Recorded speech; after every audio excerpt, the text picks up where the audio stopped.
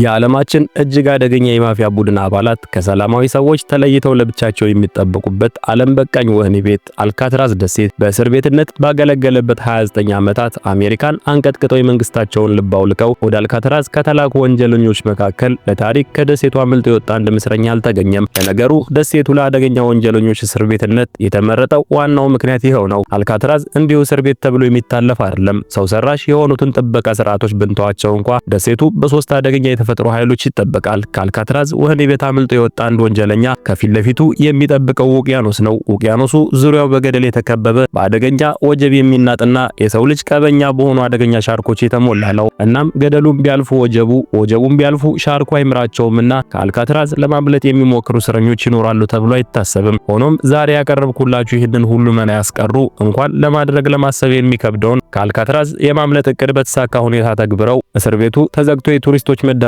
እንዲሆን ምክንያት ስለሆኑ 3 እስረኞች ታሪክ ነው። እስረኞቹ ዛሬም ድረስ ፋይላቸው አልተዘጋም። ኤፍቢአይ የለም ሰዎቹ ውቅያኖስ ውስጥ ሰጥመው ሳይሞቱ አይቀርም ብሎ ጉዳዩን ቢዘጋውም ፋይላቸው ወደ አሜሪካ ማርሻል ሰርቪስ ከተላለፈ በኋላ ግን አዳዲስ ምንጮች መገኘት ጀመሩ። እስረኞቹ ከውቅያኖስ ወጥተው ከአልካትራዝ ደሴት በቅርብ ርቀት ከሚገኘው ማሪን ካውንቲ መኪና ሰርቀው ስለማምለጣቸው ሪፖርቱ ያትታል። ኤፍቢአይ አልተቀበለውም እንጂ ከዚህ በላይ ተአማኒ የሆነ መረጃ ከቤተሰባቸው ተገኝቷል። ቤተሰቦቻቸው እንደሚሉት ከሆነ ልጆቻቸው በደቡብ አሜሪካ በሰላም እንደሚኖሩ በተደጋጋሚ አድራሻ ያልተጻፈበት ፎቶግራፍና ደብዳቤ እንደሚልኩላቸው ይናገራሉ። በፖስታው ላይ የተጻፉ የእጅ ጽሑፍ ከቀደመው የእጅ ጽሑፋቸው ጋር በባለሙያ ተመሳክሮ ጽሑፉ በትክክል የነሱ ስለመሆኑ ማረጋገጫ ተሰጥቶበታል። ያም ሆኖ ዛሬም ድረስ የአሜሪካ መንግስት ሰዎቹ የት እንደሚገኙ ሊደርስባቸው አልቻለም። መላው ዓለም በፊልም በመጻፍ በዶክመንተሪና በተከታታይ ድራማ መልክ እየሰራ የተደነቀበትን ይህንን የምንጊዜ ማስገራሚ ታሪካቸውን ለዛሬ ይዘንላችሁ ቀርበናል። ለቻናሉ አዲስ ከሆኑ ሰብስክራይብ በማድረግ ቤተሰብ ይሁኑ። አልካትራዝ ደሴት ከሳን ፍራንሲስኮ የውቅያኖስ ዳርቻ በ1 ማይል ርቀት ላይ ይገኛል። የአልካትራዝ እስረኞች እያንዳንዳቸው የየራሳቸው ጠባብ ክፍል ሲኖራቸው 24 ሰዓት በጥበቃ ፖሊሶች እይታ ውስጥ ሆነው ከፍተኛ ክትትል ይደረግላቸዋል። ሰዎቹ በግድግዳ ከተሸፈኑ ምን እንደሚፈጥሩ አይታወቅምና የእያንዳንዱ ክፍል ወደ ውስጥ በግልጽ በሚያሳይ የብረት ፍርግርግ የተሰራ ነው። በዚህም ሙሉ ኮሪደርና የእስረኞች ክፍል ለ24 ሰዓታት እይታ ውስጥ ያርፋል። በተጨማሪም ለ3 እስረኞች አንድ የጥበቃ ቡድን አባል የተመደበላቸው ቢሆንም ሰዎቹ አይታመኑምና በቀን ለ12 ጊዜ በየ2 ሰዓት ልዩነት የእስረኞች ቆጠራ ይኖራል። ይህንን የጥበቃ ስርዓት አልፎ ከክፍሉ የወጣ እስረኛ በግቢው ዙሪያ በሚገኙ 6 ረጃጅም ማማ ላይ በሚገኙ ስናይፐር የያዙ አልሞ ተኳሾች ይጠብቁታል። ሆኖም በተአምር ከአልሞ ተኳሾች አመለጠ ቢባል እንኳን ወደ ላይ 6 ሜትር የሚረዝመውን ግንብና አደገኛ አጥር ዘሎ ማለፍ አይችልም። ፍራንክ ሞሪስ እና ወንድማማቾቹ ክላረንስ እና ጆን አንግለን እንዴት ይህንን ሁሉ የጥበቃ ስርዓት አልፈው አመለጡ የሚለው ዛሬም ለብዙዎች እንቆቅልሽ ነው። ነገሩ ለመረዳት እንዲያመቸን እስኪ ከሰዎቹ ማንነት እንጀምር። ፍራንክ ሞሪስ የአሜሪካ እስር ቤቶች ሁሉ የሰለቹት ከ13 ዓመቱ ጀምሮ በዝርፊያ የሚተዳደር ከፍተኛ የአይኪው መጠን እንዳለው የሚነገርለት ሰው ነው። ደጋግሞ ወንጀል በመስራትና ደጋግሞ በመታሰር የሚታወቀው ሞሪስ አንድ ከዚህም የከፋ ልምድ አለው፣ ከእስር ቤት የማምለጥ። ከአልካትራዝ ደሴት ከማምለጡ በፊት ከ4 እስር ቤቶች በተሳካ ሁኔታ አምልጧል። በመጨረሻ አልካትራዝ እስር ቤት ያስወረወረው ይህ ነውጠኛ ባህሪው ነው። ወንድማማቾቹ ክላረንስ እና ጆን አንግለን የፍሎሪዳ ተወላጆች ሲሆኑ ማህፀን ብቻ ሳይሆን ባህሪም ይጋራሉ። ከዚህም በላይ የሚያመሳስላቸው ደግሞ ዝርፊያ መውደዳቸው ነው። በኦሃዮ የሚገኝ አንድ ባንክ ዘርፈው ቢታሰሩም እስር ቤቱን ሰብሮ በማምለጣቸው ታድነው ተይዘው ማምለጥ ወደማይችሉበት አልካትራዝ እስር ቤት ተላኩ። 3ቱ እስረኞች ከአልካትራዝ ብን ብለው ከጠፉ በኋላ በተደረገ ምርመራ 1/4ኛ ግብረ አበር እንዳላቸው ተደረሰበት። ግብረ አበራቸው ለወራት የተደረገውን የማምለጥ ሙከራ ዋናውን ንድፍ ያወጣሁት እኔ ነኝ ይላል። እውነቱን ከተናገርክ ፍርዱ ይቀልልሃል በመባሉ የማምለጣቸው ሚስጥር በምርመራ ከመረጋገጡ በፊት አንድም ሳያስቀር የዘከዘከው እሱ ነው። ይህ ሰው አለን ዌስት ይባላል። ዌስት ሲናገር የአልካትራዝ የእስረኞች ክፍል አንድ ትንሽ ክፍተት አለው ከተባለ ከመታጠቢያ ሲንኩ በታች ያለው የአየር ማስገቢያ ነው። እናም ከእስር ቤቱ የማምለጥ ሴራ የተጠነሰሰው የተተገበረውም ይህንን የአየር ማስገቢያ ክፍተት ማዕከል አድርጎ ነው። እቅዱ እንዲህ ነው። መጀመሪያ የአየር ማስገቢያ ፋኑን መንቀል፣ ክፍተቱን ተጠቅሞ ወደ ሌላኛው ክፍል መግባት፣ በኮሪደሩ በኩል አልፎ ወደ ላይ የተንጠላጠሉ ጣሪያ ላይ መውጣት፣ ቀጥሎ ጣሪያ ላይ ያለውን ክፍተት ተጠቅሞ ከህንጻው ማምለጥ። ሆኖም የአየር ማስገቢያው ለንፋስ እንጂ ለሰው ማለፊያነት አልተሰራምና ጠባብ ነው። ሰው እንዲያልፍበት ክፍተቱ መስፋት ይኖርበታል። ችግሩ በእያንዳንዱ እስረኛ ክፍል እንኳን ግድግዳ የሚበሱበት የጥፍራቸውን ቆሻሻ የሚያጸዱበት ስንጥር ማግኘት አይቻልም። ግድግዳ የሚበሳ መሳሪያ ቢያገኙ እንኳን ድምጽ ስለሚያወጣ በደቂቃ ውስጥ በጥበቃ ቡድን አባላት ይያዛሉ። ድምፅ ሳያሰማ ግድግዳ የሚበሳ መሳሪያ ቢያገኙ እንኳን ሌላ ችግር አለ። የእስረኞቹ ክፍል ከፊት ለፊቱ ክፍት ነውና በደቂቃው በየኮሪደሩ የሚመላለሱ ፖሊሶች በየ2 ሰዓት ለቆጠራ የሚመጡ የጥበቃ ቡድን አባላት ከግድግዳው ጋር ሲታገሉ ወይም ግድግዳ ላይ የተፈጠረውን ክፍተት በመመልከት አሊያም የግድግዳውን ፍቅፋቂ ወለሉ ላይ ስለሚያዩ በቀላሉ ይይዟቸዋል። ሰዎቹ ግን ለዚህ ሁሉ ችግር መላላቸው የግድግዳውን ቀዳዳ ለማስፋት ከእስር ቤቱ የሰረቁትን ማንኪያ ተጠቀሙ። ምናልባትም የጥበቃ ሰዎች በሚዘዋወሩበት ሰዓት ግድግዳ ላይ የጭረት ምልክት እንዳያዩ ቁፋሮን ከመጀመራቸው በፊት የንፋስ ማስገቢያውን ፋን የሚመስል ሌላ የወረቀት ፋን ሰሩ። በተጨማሪም የጥበቃ ቡድን አባላቱ በየደቂቃ ስለሚንቀሳቀሱ ተራ በተራ አንዳቸውን እየጠበቁ አንዱ ሲቆፍር አንዱ ፖሊሶችን እየተከታተለ ከወራት ልፋት በኋላ ቁፋሮ በድል ተጠናቀቀ። አሁን ከክፍላቸው መውጣት የሚችሉበትን ቀዳዳ ቆፍረዋል። ሆኖም ከህንጻው የሚያስወጣውን መፈለግ አለባቸው። ለዚህም እስር ቤቱ መብራት የሚጠፋበትን ሰዓት እየጠበቁ በቀዳዳ በኩል ከክፍላቸው እየሾለኩ እንዴት ከታሰሩበት ህንጻ መውጣት እንደሚችሉ አጠኑ።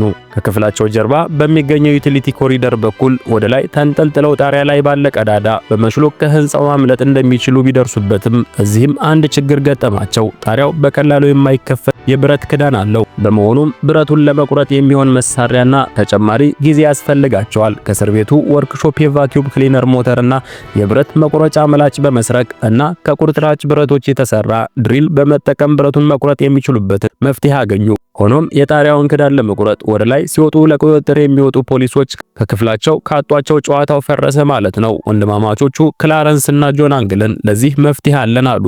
ሁለቱ ወንድማማቾች የታወቁ ሰዓሊዎች ናቸው። እናም እነሱ በማይኖሩበት ሰዓት እነሱን መስሎ አልጋቸው ላይ የሚተኛ ቁስ ለመፍጠር አሰቡ።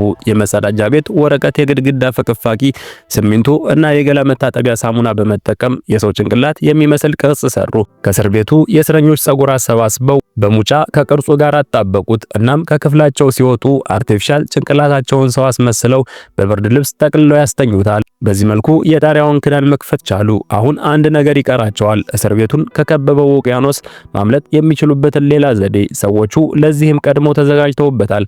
ከእስር ቤቱ ለወራት እየሰረቁ ያከማቿቸው 50 የዝናብ ልብሶች አሏቸው። እነዚህን ልብሶች እየቀደዱ በሙጫ በማያያዝ መነፋት የሚችል ጀልባ አድርገው ሰሯቸው። ቀጥሎ ከእስር ቤቱ ወርክሾፕ እንጨት ሰርቀው የጀልባ መቅዘፊያ አድርገው ሰሩት። አሁን የሚጠበቀው የማምለጫ ቀን ነው። ሰኔ 11 ቀን 1962 የመጨረሻ ቀን ሆነች። ቀድሞ የተለማመዱበት ድራማ ነበር እና ባዘጋጁት መንገድ እየተሽሎከለኩ በህንጻው ጣሪያ ላይ ደረሱ። እዚህ ጥንቃቄ ያስፈልጋል። ሙሉ ግቢው በፓትሮል ይጠበቃል። ግቢውን የሚሽከረከር ከፍተኛ የፓውዛ መብራት አለ። በዛ ላይ አጥር። ሰዎቹ ልምድ አላቸውና ፖሊሶቹም መብራቱም እንዳያገኛቸው ከፍተኛ ጥንቃቄ በማድረግ በኪችኑ በኩል ያለ የውሃ መውረጃ ቱቦ በመጠቀም ከህንጻው ወረዱ። ቀጥሎ አንድ በአንድ አጥሩን እየተንጠላጠሉ ወረዱ። ከአጥሩ ወርደው ውቅያኖስ የገቡበት የመጨረሻ ቦታ ይህች ናት። የእስር ቤቱ ፖሊሶች የሰዎቹን መጥፋት ያወቁት ሲነጋ ነው። ሶስቱም እስረኞች መነሳት ባለባቸው ሰዓት አልተነሱም። ቢጠሩም አይሰሙም። አንድ የጥበቃ ቡድን አባል በያዘው ዱላ የሞሪስን ጭንቅላት ነካ አደረገው። ምናልባትም በህይወት ዘመኑ እንዲህ ደንግጦ ላያውቅ ይችላል።